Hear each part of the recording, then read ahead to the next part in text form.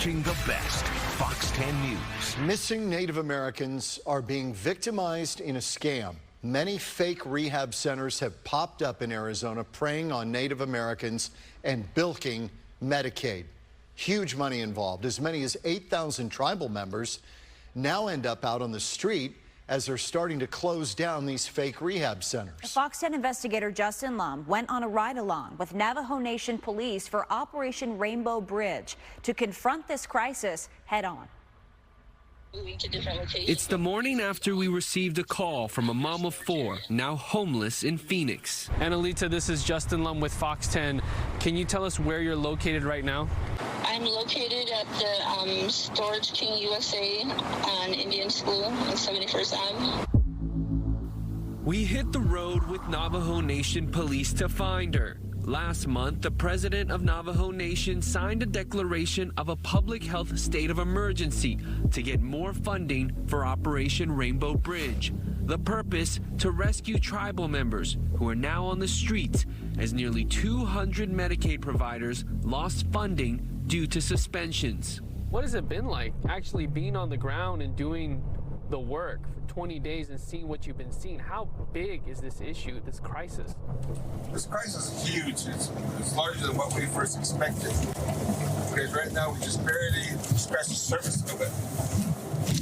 We still need to make a lot more contacts, and there's a lot more people out there.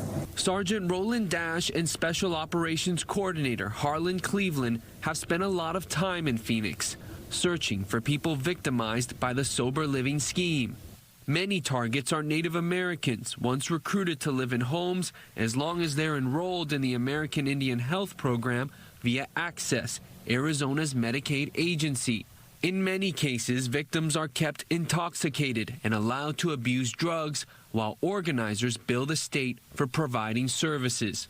Cleveland says his teams have made contact with a few hundred people affected. The majority of the time, they don't really know the name of the facility, or either they'll just know kind of like the individual who's in charge of the house. Meantime, we arrive in West Phoenix. It's where we find Annalita Smith and the lives of her family packed up in a storage unit. And then where do you guys stay at night? Wherever. Wherever? Like parks. Okay. Like wherever we can. Annalita is Navajo and tells me she was staying at a home run by Motherland Counseling LLC until she was told to leave just days prior. I guess they found out like it's just costing too much money to run the facility with no income coming in for them. Records show Access suspended payment to Motherland in May over allegations of Medicaid fraud, including billing for a member who was deceased. What is your hope for just today? I mean, just, you know, it would be such a relief just to get out of this going place to place, like actually just have a room, a motel room, just to be somewhere I know I don't have to worry about where we're heading next. That's really, you know, somewhere we can just sleep through the whole night. Sergeant Dash takes down her information and calls for help. So right now, a transport with Operation Rainbow Bridge is finally here to pick up this displaced family. They'll be taken to a motel, and from that point, affordable housing is the next plan, the next option. That is what they're looking for. They do not want to be taken back to Navajo Nation. It has been a long week, a long few days since they've been basically kicked out of the suspended sober living home. Our crew gets back in the car, finding more Native people on the streets. Some don't accept services, but even getting them water and snacks is a step forward. Have you guys heard about any tribal members being brought from even like Montana or the Dakotas? Yes, from Montana area all the way up to Alaska, being transported down this way here to Phoenix. Which leads us to Laura McGee. I think it's much deeper and much more systematic than we're aware.